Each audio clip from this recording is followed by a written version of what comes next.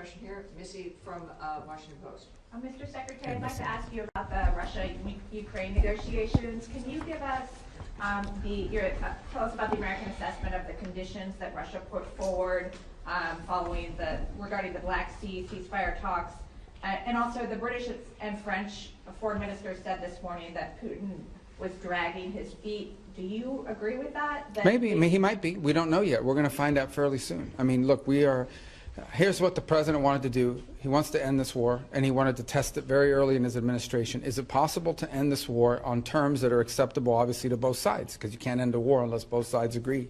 And that's what we're in the process of finding out. We will know soon enough, in a matter of weeks, not months, whether Russia is serious about peace or not. I hope they are. It would be good for the world if that war ended. But obviously, we have to test that proposition. So we're working through that process. We had a visitor, that Mr. Kirill was here this week. Had a chance to sit down with him. He met with others.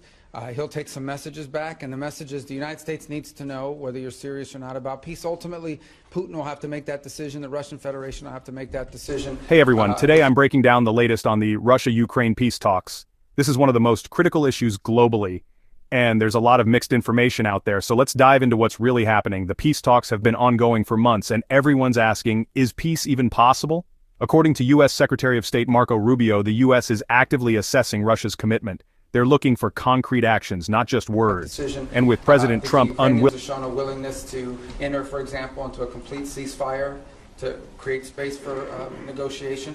At some point here, fairly soon, not 6 months from now, you know, the Russians and Putin will have to make a decision about whether they're serious or peace or not, and I hope they are serious. So it would be good for the world if that and war what is your assessment of the Russian conditions that were put forward? And also, Dmitriev said following his talks with Mr. Witkoff yesterday that the U.S. and Russia might resume direct flights as maybe a confidence-building measure. Do you support that?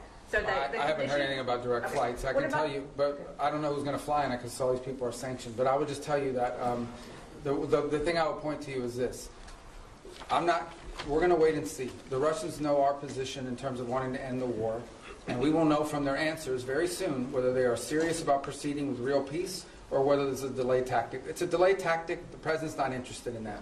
If this is dragging things out, President Trump's not going to fall into the trap of endless negotiations about negotiations. We will know soon enough whether or not Russia's serious about peace. If they are, that'll be great. Then we can move towards peace. If they're not, then we'll have to reevaluate where we stand and what we do moving forward about it. But and with President Trump unwilling to get stuck in drawn-out negotiations, the pressure is on. Ukraine's President Zelensky has been open to a ceasefire, but the real question is whether Russia will take the steps needed to end the conflict. A recent missile strike on Kryvyi Rih, tragically killing 18 people, has only increased calls for more pressure on Moscow.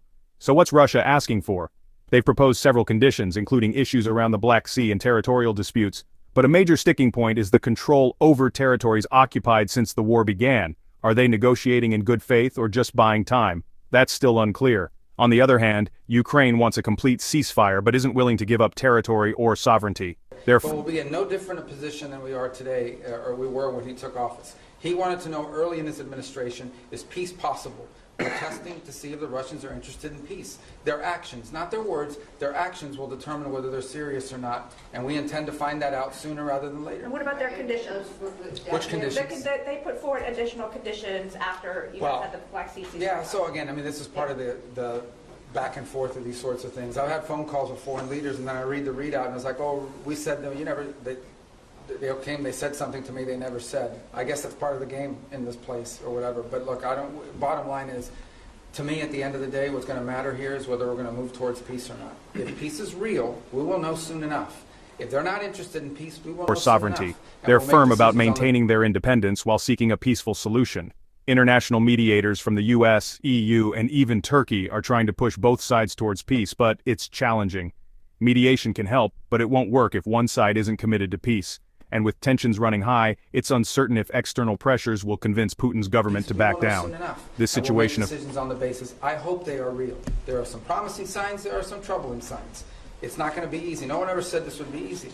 But we're going to find out sooner rather than later. And let's just say I'm hopeful. I remain hopeful. I need to be hopeful that peace is possible and that the Russians are serious about peace. We want them to be serious about peace. And hopefully they are, but we'll know sooner rather than later. This situation affects global stability, and every major power is watching closely. The next few weeks could be crucial. Will Russia take real steps toward peace, or are they just playing a waiting game? Only time will tell. Thanks for watching. If you found this helpful, hit that like button, drop a comment, and don't forget to subscribe for more updates. Stay tuned and see you next time.